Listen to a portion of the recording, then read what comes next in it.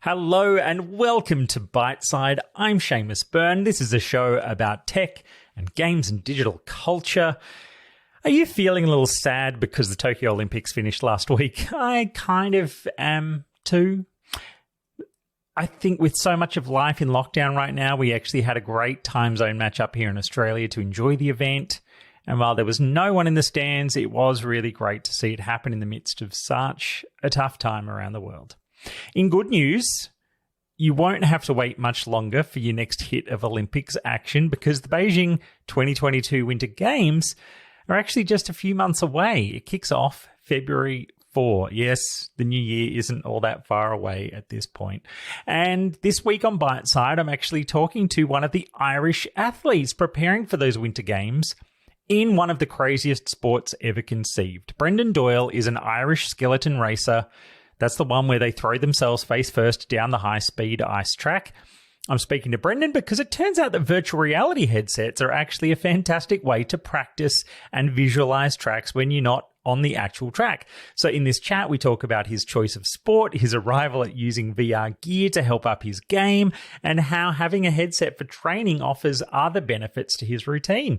You can go find him yourself online too. He's at Face Doyle on Twitter, and slidingirish.com is his home on the web. Here's my chat with Brendan Doyle about skeleton racing and training with VR.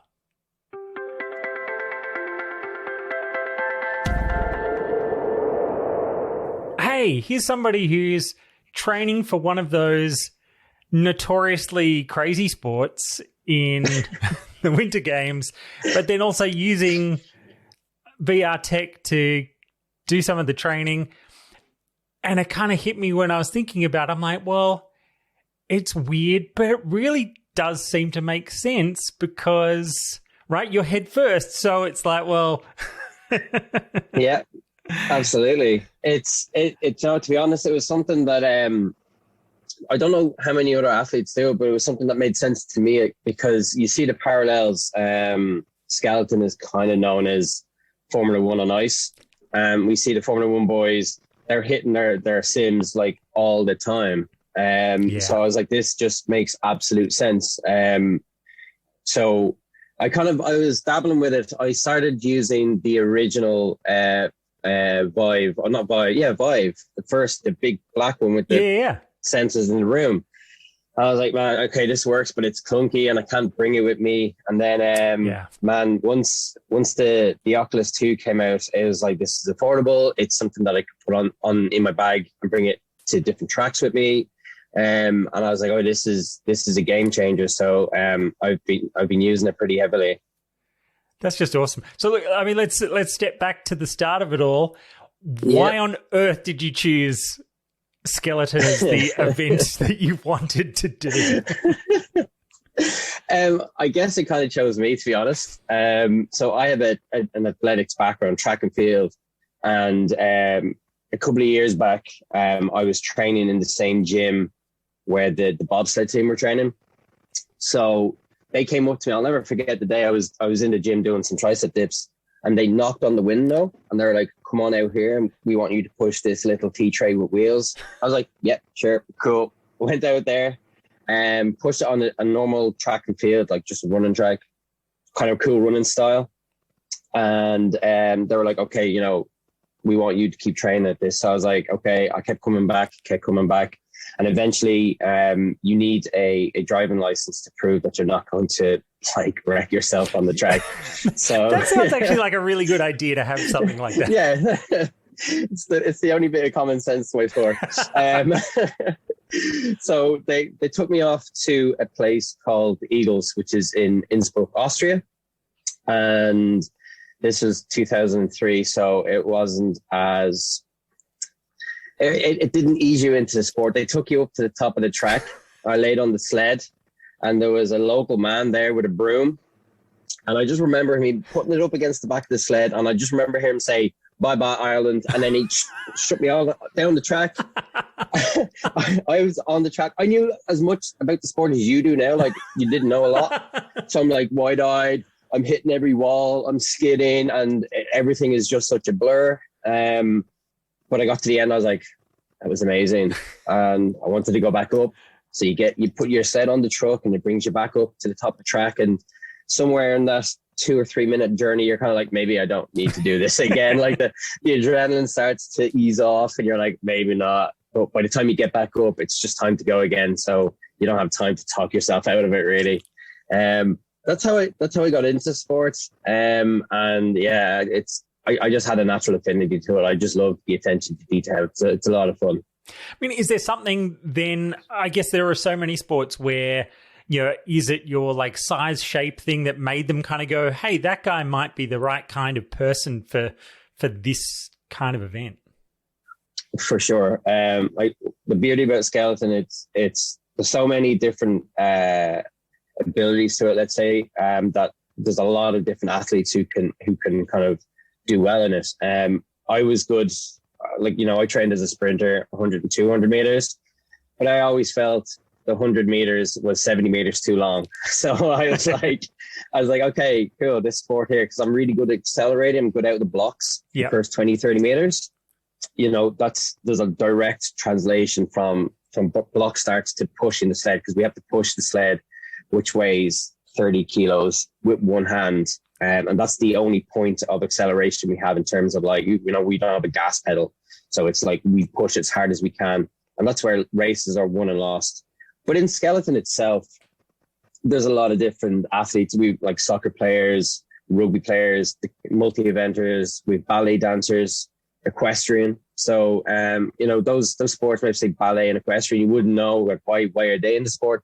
Their ability to sense where they are in space is unparalleled to other sports. So like where athletics is pure brute strength and speed, these guys know when, there's a piece of pressure or they're high in the air, which is all really, because like when we're on the trek, you're going through 6 G's of force, you're hitting speeds of 145, which is 90 miles an hour. So your head is pitted on the ice. Like you cannot see where you're going. So to have that proprioception to know where you are in space is a huge asset. So like, again, there's a lot of sports out there where that's what they train. So there's just crossover there. So yeah, there's a pick and mix. There's a mixed bag of people who are in the sport. Thinking about the VR part of it, like what I have theories, but I'm like, you can explain it. What is it that it is giving you the training in? Is it a lot like, a race driver where it's,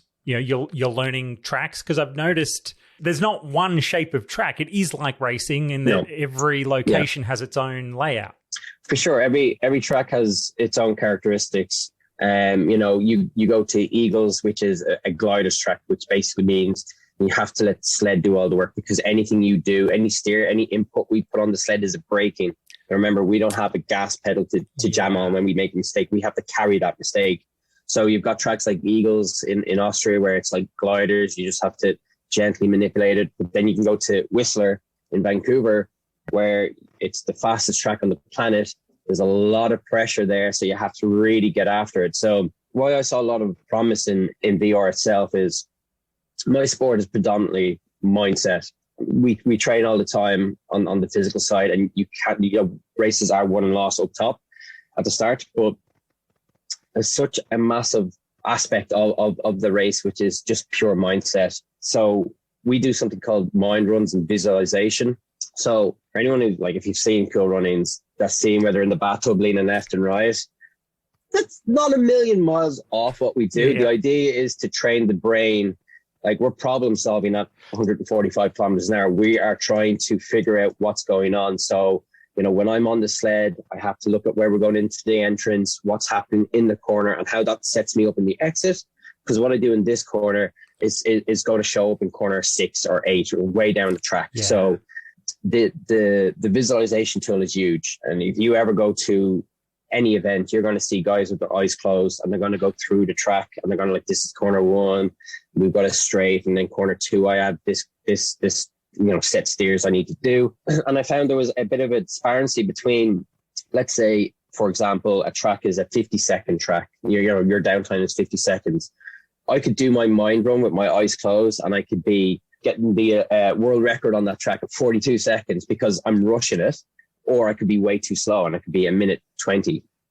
So I found VR kind of fills this gap, and it gives you the cadence of the track. So when I'm watching, when I put the headset on, I load up a POV. Anyone can watch these POVs. They're all over YouTube. It's not a secret, but you can load up these POVs. And what it does is it keeps you strict. So it gives you the time. In corner one may in your mind only be like a quick corner because the speed, but in the VR, you're kind of like, oh, I have more time here. Okay, so I can just relax. And, you know, visualization is such a strong tool in our sports. The only non-native Olympic gold winner was Duff Gibson in 2006 in Turin. And that guy did 250 mind runs a day. He had to go to physiotherapy because his neck would be locked up. He'd lie in the sled and he'd go through it each time after time. So like, I think just that the VR headset just blends where we are in our mind and reality. And it has paid massive dividends. I absolutely like it's a tool now that I would use without even second thought. Also, like with Skeleton Run, every time I go down a track, I have to pay 25 euros for a single run. That can get expensive. Yeah, that can add up. Yeah, and it really does. And we also have to weigh up the physical toll that it can take in our bodies. So CTE, which is a massive issue. In most contact sports, skeleton is a contact sport. You're on the sled and you're getting shaken, pretty violently sometimes. So what we have to do is we have to microdose those kind of exposures. You can have a good day and you're fine, but if you take a fourth or a fifth or sixth run, that starts to add up. Kind of like, you have one bad night's sleep, that's fine, but you keep doing that, it adds up and adds up. So the VR headset helps me stay on track without taking the physical toll of being on track and the financial toll of being on track. So yeah, it's been huge for me. And so, roughly how long have you been using this kind of a system to help with the training? And has there been improvements in your results, or just a general improvement in your like personal bests or anything along those lines? So it's been 2 or 3 seasons. So I started using it with the original Vive, which is a little clunkier, so I didn't use it as much. But now that I've got the Oculus 2, man, I throw it on and it's just go time. So I was training out in Park City in Utah just this season gone, and I would use it at home. So before I go out, so I'd have my breakfast, training's at whatever, 12. I throw it on for 20 minutes, do a few runs. So when I'm at the track, I'm primed. Yeah. And there's been a few different benefits that I felt personally, which would be my recall. So I come off the sled at the end of the track. I'm able to tell my coach exactly how I went into corner 4 and where the oscillations were and how I dealt with them. Sometimes you might get off the track, you're like, I don't know how. I don't even know what happened. Like it's yeah. I like, and that's just a part of the sport. Like it is a part. Like because I might be focusing on corner 6, but my coach is like, "What you do in corner 4? That your corner 6 was weird." So I'm like, I don't know. Yeah. But my recall has improved since. Having that ability in of itself, it pays massive dividends again because I'm bringing back more information for the next day. Yeah. So it's trying to limit exposure by maximizing my return. So I got 3 medals when I was out in Park City for those competitions, and I had another massive breakthrough last season. Again, I was actually kind of tandem. I was using Oculus VR, but I was using iRacing as well. Oh, yeah, right. Yeah, so iRacing I would use again in VR as well. I would use iRacing again. You're breaking down a track, you're competing, you're trying to reverse engineer a problem, and you're like, okay, this is why I'm losing time here. What do I need to do to fix that? Honestly, like, it sounds crazy, but the nerves that you get sitting in VR in a race in iRacing is pretty much the same as real life. I mean, we do endurance races with a team of guys. We'll have 4 or 5 guys, and we'll do 6-hour races, 12-hour races. We're going to be doing a 24-hour race there this weekend, and the pressure of not being the guy to bin the car and wreck the whole thing for everybody, like, that's real, dude. And like, there's cars around, the sounds around, so like there is that direct correlation for me. For keeping cool under pressure and being able just to focus on the process. So I have found a tangible difference, and it's something that I would to a new guy, say, get yourself a helmet, go get yourself a mask and go down and work on this. This is a tool for you to use there. Do you think if instead of being taken to that track in Innsbruck, someone had stuck the VR helmet on and said, this is what it's like, do you think you'd ever have actually done it? Yeah, absolutely. 100%. It's a lot of fun. Probably wouldn't have been the same. It's kind of like, if you use a roller coaster simulator versus getting on a roller coaster, skeletons all feel it's an experience. The speed is just amazing. So I would have absolutely done it. It would have been a little less scary to, because my first time doing it, which is full on like speed and the corners are just taken by and you're just like, I don't know what's going on. What the hell am I even meant to be doing now? Oh, dude, yeah, man. Like, I'm just like, I was lying on my sled and I was like, I don't want to move because I don't know what to do. Yeah. So to have, like, if I had a bit of a teaser with the headset, that would have been amazing, because I'm like, okay, this is what's going on, or this is this corner and it's going to go this way kind of things, instead of like, oh, I'm in the corner now, I don't know what to do. So yeah, I would have still gone. I'm a devil for speed. You mentioned that what do you call it? A board, a sled. Of course, it's a sled. Yeah. You said it's 30 kilos. It looks tiny. I'm like, where's the weight in that thing? Because it looks like there's nothing on it. It's fairly primitive. So if you can think of just a metal frame surrounded by a carbon fiber pan on the bottom. Yep. And then on the top, we've just got like a saddle that kind of like encapsulates our rib cage, and it kind of holds us on the sled, because we're not physically holding onto the sled when we're in the corners. We're actually just laying there with our hands relaxed. Oh, wow. Any tension in the sled. Oh yeah. Any tension in the sled is an input. If you're tense in your body, that sled is not going to like oscillate. It's not going to twist the way it needs to. Yeah. So the idea is to get out of the way of the sled, mold and fly with the sled. There's some tracks, again, I'm going to bring it back to Eagles. If I put a sack of potato on the sled, it's going to go down fast, because it's not trying to stop the sled. It's just moving with the sled. That's all it's doing. It's dancing with the sled. So the sled itself it's a steel frame, and then there's like a pivot point in the middle that we can change depending on the track.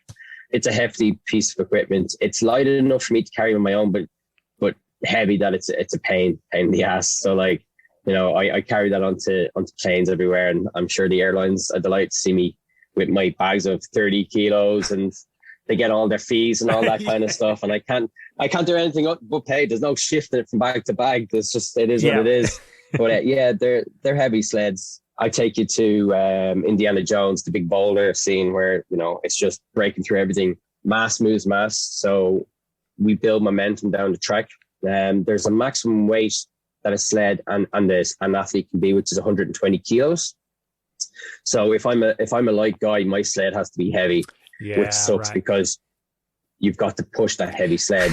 But on the flip side, it's awful. Like I'm lucky because I'm on the other end. My sled is light; it's 27.5 kilos, so I'm the heavy thing. Yeah, which works for me. So, but there's some smaller athletes that just have this like 45, 50 kilos. So I'm like, come on, man, that's awful. But I'm lucky to only have a 30 kilo sled. So what other things do you think, people should know about your sport, and why you feel like it's one of the great sports of a winter games?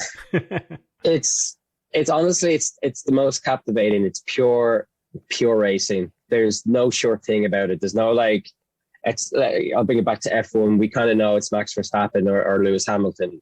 In our races, there's just so many variables that you just don't know. Back in Pyeongchang in 2018, two bobsled teams, Germany and Canada, both tied like 0.00. They both got gold medals, which is unheard of. The Canadian team came back from a deficit, and it was just huge to watch this. I'm like, how are they doing this? It's incredible. And one thing I would urge people to do is just take the time and sit down and watch it, because it's jaw-dropping racing, and you never know when someone's going to bin it, someone's going to flip, someone's going to crash, and it's just pure speed. It's incredible. I mean, if you're lucky enough to live near a track, I mean, there's tracks in North America, there's plenty in Europe.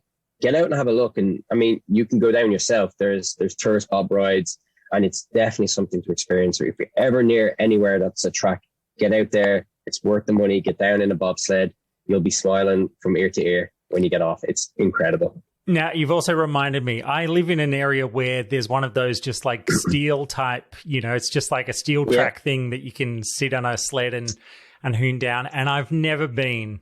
So I think this coming summer, if hopefully everything opens up again, it's winter here at the moment. Like, if everything's okay, I totally have to go and throw myself down that thing. 100%. And I'll want video of that too. You're right. Of course, these days it's like, well, you got to whack a GoPro on your head when you're doing these sorts of things. 100%. I guess. Is that something you do as well? Do you record training runs and things like that? 100%. We'll have cameras. So we'll have iPads. We'll have coaches with iPads down the corners, and we, at the end of the day, we'll review. I have gone down with a GoPro before. There's footage of that on my Twitter from Park City in Utah. I don't do it a lot because, again, training runs are training runs, and you stick a camera on your back, it just changes the aerodynamics. It changes a lot. So yeah. So it changes so much that, like, I'll do it for the gram. I'll do it for social media and show people like what my sport is. This is why I'm so passionate about it, and this is why I put myself through what I put myself through, because this is an incredible sport. So what we do, we use Huddle and apps like that on iPads to review. And that's, again, a massive part of it. Like, man, sliding down on the sled is literally the smallest part about my sport. It's surrounded by so many hours of preparation. And even before a race, I'm working on my equipment for 5-6 hours every race. Yeah, wow. We could have a double race. That's like 10 hours in 2 days of just pure, like, polishing and taping up and making sure it's pretty and good to go. And there's a certain, like, I bond with my sled because you're putting so much work in it. Like, you're just like at the top of the track. My sled is good. My preparation is good. My mind is good. Whatever happens on race day happens on race day. And I think that's something that I got from, again, another parallel from using headsets and just actually playing games, being in a, competitive nature a lot. Whatever happens. You can't control what you can't control. So I find it very relaxing during races, and it's just, this is what I'm here for. So let's go, let's rip some runs and enjoy it. And if I do well, perfect. And if I don't, well, we have all this information that I can bring on to the next race. So what's the future of races look like for you from here? Are there other big events this year? There's obviously Winter Games focus for next year. Is the view from there that maybe there's another games after that in your future, or where do you feel like that journey goes from here? Yeah. So, I mean, this is my Olympic year this year. Our sport is obviously on the change of the year. So it will start in November, and then it'll go November, December, January. So this is for all intents and purposes my Olympic year, and it's kind of surreal because I keep forgetting again because I'm like other end of the world. It's like Winter Games will be at the start of next year. Yeah. 100%. So that's only like months away, really. Sorry, no pressure. No pressure. No pressure's for tires, but I know. It's kind of wild. It's coming fast. I remember at the end of 2018, I was like, well, that's me done, and then here we are 4 years later. This year will start maybe the end of September. I'll do 2 weeks in Lake Placid, where I'll go out to their push facility, and I'll do 2 weeks of just push training on ice. I can't do that here. I don't have any equipment here to do that. So 2 weeks just kind of training like an athlete, but incorporate that ice training. And then our first stop is Whistler in Vancouver. So I'll get out there for October. I'll do 2 or 3 weeks of just training and get my head used to like what's going on, because the mammalian brain is not used to, like, we hit fight or flight pretty quick. So we just want to kind of ease ourselves in. You don't want to go straight from like no training to competition. That's just not going to work. So we do 2 or 3 weeks of just getting into it. And then I'm going to have probably the most intensive 6 weeks of my life. We're going to have 9 races. Yeah, we're going to have 9 races in the span of 6 weeks, and 5 of those races are in the span of 2 weeks. So it's just going to be like back to back. You have to be at the top of your game every day. And then you go home and you spend that 6 hours on your set and you're back at it the next day. It's tough. That's very, very tough. And then from there, so we'll be out in Vancouver. I'll go back to New York for 3 races just before Christmas. And then Germany in January, there's a few races on in Germany just to tie off the season. And then by January 16th is the cutoff for Olympic qualification. And we'll find out if we qualify come the 20th of January. And then we leave the next week essentially to Beijing. Wow. That's intense. Yeah, it's insane. This is like all of the other years you have, I mean, so many different variables and things like that. But this year is just like from track to track. It's race to race. And you have to be at your best. This is the year where you cash in on all your mistakes, all of the times that you messed up. This is where you cash in on those mistakes and on those lessons you learned. So I'm looking forward to it. This is where I thrive. I love this kind of stuff. But yeah, I am very aware of the season that I'm about to start. It's gonna be a tough one. Along that way, how many times a week, or is it like every single day that you'd have that VR headset on doing a little bit of visualization work? Yeah, I would prime myself with the VR headset. So I would use it. So we would, out of 5 days, let's say, we wouldn't do more than 5 days. It's probably like 3 days on, 1 day off, 2 days on. The VR headset would be used like in the morning predominantly. And then sometimes at nighttime, I'll throw on a fishing game and I'll sit back and I'll just relax and just escape for a few minutes. That's great, actually. Again, that's what I love about VR. You kind of, you throw it on and nothing else matters other than catching that fish or, Beatsaber or whatever it may be, whatever game. I'm not boring. I punched the wall too many times for that game. But like, I try to kind of chill out and have that because you have to your cup can only hold so much water. So yeah, I don't want it to overspill. I don't want it to empty. So I just try to manage it. But the VR headset's a daily driver for me. Yeah. Look, I have one here at home. Mine is still the original old Vive. And that's good. But still, I still always remember the first time I stuck that on, sitting at my desk, and I played a bit of Elite Dangerous, and just like the whole, oh my God, I'm now in the cockpit of a spaceship, and I'm now going to spend an hour just like undocking and flying to another space station and docking. And it was like mundane by game terms, but that sensation of being in this totally other place, it was incredible. So I love that idea that you can, get that intensity out of it and then, flip that switch, go into a relaxing fishing game and just take a load off. But and that's I'm such a big advocate for VR because you could have a hand of physics game where you get to pick stuff up, which is like I could do that here now, but like the setting that you're in and it's just so like you're just like, this is insane. The deep view, deep sea. I don't know if you did the one with the deep sea with the original Vive. Yeah, where you're sitting in the water and the blue whale just like comes across. And I will genuinely never forget having to take off that headset and the disappointment that I was just in my living room. I was like, oh my God, this is awful. But like, it's just another level. And that's why, with Skeleton, it's like something, it's a feeling, it's an immersion. It's like, you just need to experience it. Like racing is racing, but like Skeleton is just a different level. And it's the same with VR. It's just whatever game you're playing is amazing because there's a third dimension to it. It's tactile. You feel it. I played Phasmophobia on my headset, and that was terrible. Walking into a room and having the sound change, awful. On a PC on a screen, no problem. Mess around, whatever. But when it's you and you're like, turn around and look in, and you're hearing this, and you're like, oh wow, like that's a new level, and it's amazing. It's great fun. Yeah. So, look, please tell listeners where they can, keep up to date with all your cool stuff and how your season goes. Absolutely. So, all my social media is at Doyle. I'm on Instagram, Twitter, and Facebook.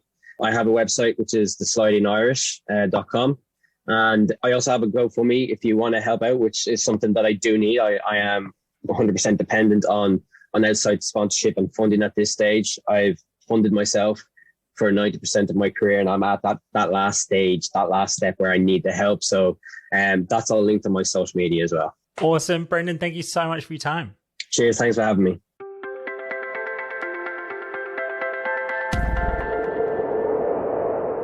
Thanks again to Brendan Doyle, and a huge good luck for the season ahead and for the Beijing Olympics. And again, you can find him via @FaceDoyle on Twitter and at slidingirish.com. I'm Seamus Byrne. This is Byteside. And you can, of course, find lots more stories from me and the team at byteside.com. See you in the future. Bye-bye, Ireland.